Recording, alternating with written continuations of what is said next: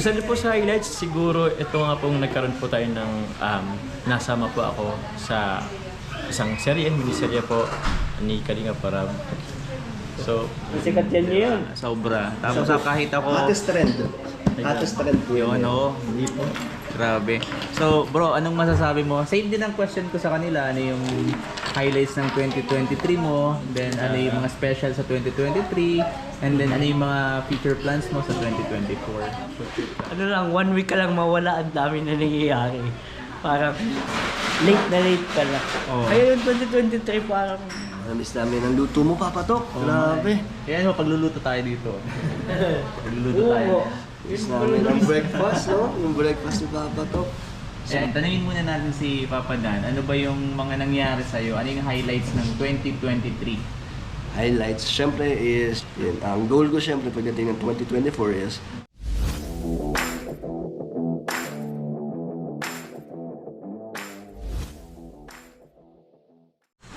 And kasama po natin si Kuya David. Alam natin na marami nag-aabang sa buhay ni Kuya David. Ay, Ano di kaya naman. yung nangyari na sa buong 2023? Diba, tanungin natin. Kuya David. parang recap. Oo, Ganun. mga ganun. Ano ba yung mga highlights ng 2023 Grabe. mo? Ang dami past. Kasi alam mo sa Kalingap, ano lang, 1 week ka lang mawala, ang dami na nangyayari. Parang late na late ka lang. Oo. Kaya yung 2023 parang, alam mo yun, parang 2 taon sa amin yun. Sobrang dami. Pero siguro yung highlights, unang-una yung yung channel natin, umabot ng 100K. Oo nga, no, congratulations bro. At ngayon, road to 200K na siya. Wow. Salamat po sa inyo mga Kalingap. Dahil po sa inyo yun, kay Kalingap Rob, kay Kuya Bal. Siguro ano pa, travel Singapore. Oo nga, no. Sobrang first time ko kasi yun, makalabas ng bansa. Tapos sa Singapore pa. Grabe. Salamat Ibang din kay experience. Kalingap Rob. Yung yung How About Love Life? Diba? Kasi syempre inaabangan niya ng mga viewers. Ano na ba yung status ng mo, love life mo? Sa ngayon, nakilala din tayo. Kalab team nga di ba? Oo. So, ayun. Masaya naman. So far. Wala pa, pa rin, waiting pa rin tayo sa ibibigay ni Lord, syempre. Kung merong ibinigay na pag-ingatan. Ay, anong gusto mong sabihin dun sa ibibigay ni Lord? Baka may message ka ngayon sa kanya. Dun sa ibibigay ni Lord, bilis-bilisan mo. And ikaw, ma-meet mo siya sa 2024. Oh. Ano yung unang-unang sasabihin mo sa kanya? Sasabihin ko sa kanya, If ever ma-meet mo siya, salamat kay Lord.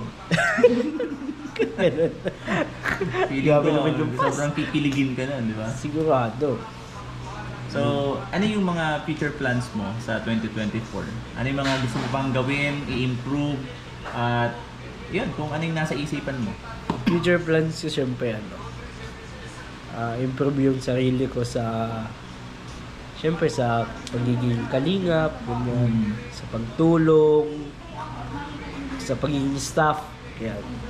Tapos syempre sa family. At sa ministry sa church kay Lord. Yun. So, meron ka bang target na na special na gawin? Bahay sa sasakyan. Yun. Target yan. Sana 2024 kung loloobin ni Lord. Okay. So, abangan natin guys yung mga plano ni Kuya David. So, marami tayong mga nalaman at saka malalaman pa sa buhay niya. At syempre, hindi pa pahuli si Kalingap Dan. Diba si Papa Dan, alam natin na maraming nangyari sa buhay niya nitong taong ito, 2023. At naniniwala ako na may maganda pa siyang plano sa 2024. So, ano kaya yon, diba? shout out, Papatok. Miss you bro. Yan. Namiss namin ang luto mo, Papatok. Grabe. Kaya ano, pagluluto tayo dito. Pagluluto tayo. Namiss namin ang breakfast, no? Yung breakfast ni Papatok. Yan yung minsan. Ano po ang Ayan, tanungin muna natin si Papa Dan. Ano ba yung mga nangyari sa'yo? Ano yung highlights ng 2023? highlights? Syempre is yung naging part ako ng Kalingap. Yun talagang pinaka-highlights, ang pinaka-blessings na dumating sa akin. Yung magiging kinilala din tayo bilang part at family ng Kalingap. hanggang sa ngayon ay tuloy-tuloy pa rin tayo na nandito at mas lumalago ang ating channel, mas lumalawak ang ating mga natutulungan. Yun. Ang goal ko syempre pagdating ng 2024 is mas sana dumami ang ating supporters at may mga sponsors para sa ating beneficiary na kasi kung ako lang talaga hindi ko po kaya magbigay ng mga kailangan nila kung sarili ko ng channel. Kaya ko lang ibigay is yung mga groceries, onting cash, yun lang ang support ang kaya ko sa ngayon. Pero syempre kiniklaim ko na next year dadating yung break ko sa aking channel na makapagbigay ng mga kahilingan nila. Hindi naman pabahay, pero siguro yung mga Kotse. hindi hindi naman. Wala akong pagbibigyan nyo So yun po ang aking pinagdadasal at yun yung goal ko na lumakas ang channel ko para sa charity. Dahil napakasarap po mag-charity mga kalingap. Masarap po makatulong lalo na pag naibibigay mo yung mga kahilingan nila. Kahit simple lang po sa pamamagitan ng aking channel or ako din minsan nagiging way na may mga nakakapanood. Yun talaga yung pinakamasarap na feeling para sa akin. Yun yung fulfilling na kasiyahan ko ngayon. Yung 2023, ano yung personal mo, yung parang achievement, parang wow, success ng 2023? Ayun nga, ay nabili ko yung sasakyan. Nabili ako Di pa ako nakakasakay dun bro. Gusto mo ba? Oo nga. Sure ka ba? Yun po, nakabili tayo ng sasakyan dahil dito po sa Kalingap. At nagdagan yung ipon natin simula nung nasa Manila pa ako hanggang dito sa Kalingap. Mas napabilis. Yun ang isa sa mga personal ko na material na bagay na meron tayo ngayon. At yun po ay nagagamit natin, syempre hindi lang naman sa personal ko buhay, pati din sa beneficiaries ko. Nagagamit natin sa pagsundo para mapurtahan sila makapaghatid ng mga pangayuda. Yan. Yun, nakakatuwa naman. So, ang daming nangyari, saka achievement talaga yun. So, if ever dumating yung time na pinagkaloob na sa'yo ni Lord yung prayer mo na magkaroon ka ng maraming viewers, even syempre yung pangtulong, ano yung special na gagawin mo dun sa mga blessing na yun sa 2024? Actually, hindi naman ako gagawa ng sarili kong programa na hindi naman part din ng pagiging kalinga. Parang ayokong gumawa ng sarili ko. Parang kung ano yung nasimulan ng kalinga or ano yung ginagawa ng kalinga, ganun din yung gusto kong ipagpatuloy. Tulad ng sabihin natin, siguro kung kaya natin magpabahay kahit simple lang, yun isa din yun yun talaga kilala ang kalingap ang magpabahay. Yun ang biggest goal natin bilang isang charity vlogger. Pero hindi ko naman minamadali yun. Gusto ko step by step na kunyari sa simpleng pangangailangan nila na ganito, ganyan, yun yung kaya kong ibigay ng sarili ko kahit walang sponsors, kahit na wala masyadong views, tapos kaya kong i-provide. Yan. Thank you so much, Kalingap Dan. Thank you, Papa To. Talagang ibang-iba rin talaga, kasi the more na binibless tayo ng Lord, the more din naman na mas marami tayong natutulungan, di ba?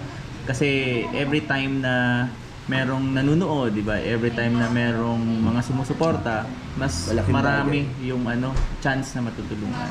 So, okay, so syempre hindi naman papahuli yung isa nating na poging kasama, syempre si Jomor. Sikat yan yun. Sobra. Tapos kahit ako... Hottest trend. Hottest trend po Yun, Hindi po. Grabe. So, bro, anong masasabi mo? Same din ang question ko sa kanila. Ano yung highlights ng 2023 mo? Then, ano yung mga special sa 2023? And then, ano yung mga future plans mo sa 2024? Future plans. Unang-una po, good morning po sa inyong lahat. Sa mga supporters po ni Papa, Papa Talks, yan po. 2023 po, highlights po. Yung una nga po, syempre po, 2023 po, ito po yung taon na napunta po ako dito sa pamilya po ng Kalingap. So ito po yung parang pinakang highlights po ng buong 2023 ko po. Yung makapasok po or po ako, mapabilang pa ako sa pamilya po ng Kalingap. So yun po, isa din po sa highlights, siguro ito nga pong nagkaroon po tayo ng nasama po ako sa isang miniserye po ni Kalingap Parab. So, medyo tumatawa po sa David. Kinikilig ako. Kinikilig na agad si David. Pero yun po, super blessed po ako. And at the same time po, very thankful na mabigyan ng ganitong opportunity po kasi bibihira lang po mabigyan itong opportunity. And I'd like to thank also to Kalingap Parab for the trust kasi pinagkatiwala niya rin kahit papano yung ganitong serye. Na-appreciate din naman ng karamihan. So I think nasa tamang landas naman ako. So yun po, maraming salamat po sa suporta. And since di pa naman po siya tapos, yung serye, tawag niyan po, sana mas maging maganda pa. And sana po, kasi ako kahit sa akin po, nafe-feel ko yung blessed. And sana, hindi lang po ako i-blessed. Lahat po ng Team Kalingap, yung mga kasama po natin K-Boys, sana po ma-blessed din. Yun na lang po ang laging hangad ko sa pangkaramihan, sa pangkalahatan. So yun na naman po mga Kalingap. Ano yung special para sa'yo na dun sa nangyari? Special, siguro ano po, dahil po sa serye, meron po kasi ako mga nabasang comment na parang life-changing po. Yung mga tawag niyan, marami po tayong napapasaya po ng mga OFWs, mga senior po, na yung tipong parang nagbago yung buhay nila, or yung iba sabi nagbalik yung parang damdamin niya ulit, yung iba naman parang mas minahal nila lalo yung asawa nila, yung iba naman po yung tipong medyo pasukon na po sa buhay, pero dahil sa napanood ko parang gusto pa pong magpatuloy. And yung iba, sabi nga nila, meron ako nakikita na yung dating manginginom na madalas na nasa labas, pero ngayon nung mas gusto pa yung December Eve, mas gusto pa nilang manood ng serye. Wow. So parang napakaano naman, parang tawag na po, nakakataba ng puso na marinig yung mga ganong or mabasa po yung mga ganon. So thank you po sa inyo.